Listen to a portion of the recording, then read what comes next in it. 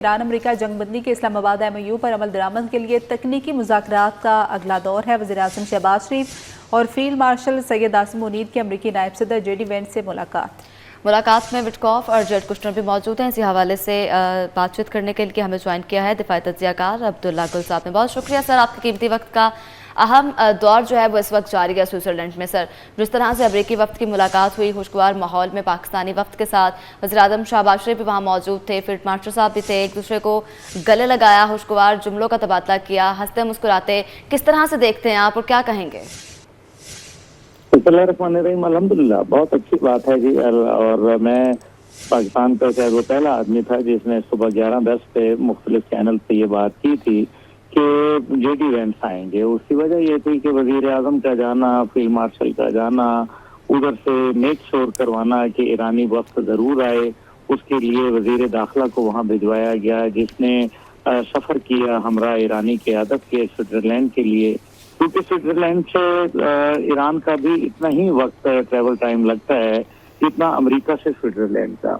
इसलिए वो दोनों हजरात जो थे वो एक ही वक्त में एयरबोर्न हुए और दोनों के जहाज़ों ने एक ही वक्त में उड़ान भरी।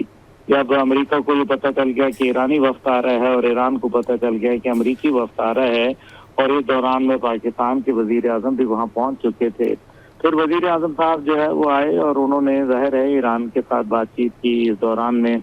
और फिर जो है इसी अशना के अंदर मेरी इतलात के मुताबिक फील्ड मार्शल साहब की JD वेंस साहब से मुलाकात हुई, क्योंकि जितना पाकिस्तान इस मामले को जानता है वो कोई और नहीं जानता, तो इसलिए अमेरिका को भी ब्रीफ करना ज़रूरी था। वो फील्ड मार्शल साहब ने किया था अलहदा में। इसी वजह से दोनों शख्सियात जो थी वो बाद में तशरीफ लाईं। और वज़ीर-ए-आज़म आपने देखा जिस तरह से आपकी स्क्रीन दिखा रही है, इशारे के अंदर मरकजी किरदार वज़ीर-ए-आज़म हैं। वज़ीर-ए-आज़म जो है वो दरमियान में खड़े हैं और दाएं बाएं फील्ड मार्शल और JD वेंस खड़े हैं, जबकि जेड कुशनर और स्टीव विटकॉफ ये वो लोग हैं जिनसे ईरान जो है वो बहुत दूर भागता है।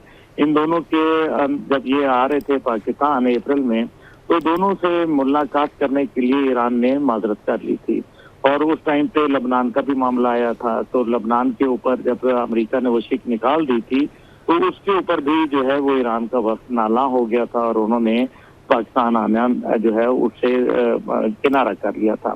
फिर JD वेंस को आना पड़ा, और यही बात है कि वो कहते हैं JD वेंस का एक मुस्तकबिल है, ये एक मुमकिना मुस्तकबिल का प्रेसिडेंट है, और ये नहीं होगा कि ओबामा ने मुआहदा किया और डोनाल्ड ट्रंप ने तोड़ दिया। तो ये अभी जवान आदमी है, इसका अभी मुस्तकबिल है JD वेंस का।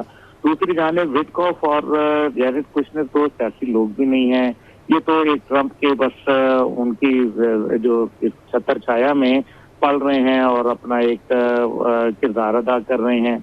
तो इस वजह से ईरान ये चाहता था कि जब तक के नायब सदर ना आए तब तक के मामलात किसी भी मंडेर नहीं चढ़ेगी ये बेल। इसलिए मेरा ख्याल है कि ये जो सारी सूरत हाल है इसके अंदर दो चार बातें तो बड़ी वाज़ेह हैं कि ईरान ने एक बहुत ही मजबूत किरदार अदा किया है और पाकिस्तान ने उसका भरपूर मेरे ख्याल में साथ दिया है। पाकिस्तान ने कोशिश की है कि दुनिया के अंदर अमन कायम हो सके, लेकिन ये एक इब्तदाई सीढ़ी है और ये MOU के बाद एक जिसको कहते हैं टेक्निकल टॉक्स का एक हिस्सा है। अब ये टेक्निकल टॉक्स ज़ाहिर है वक्त के साथ साथ आगे बढ़ेंगी, इसके अंदर बहुत सारे अभी मराहिल मौजूद हैं। ईरान का ये मौक़िफ़ था कि मैं जो है तब तक टॉक्स का हिस्सा नहीं बनूंगा जब तक कि जनूबी लबनान पर हमले बंद नहीं होंगे।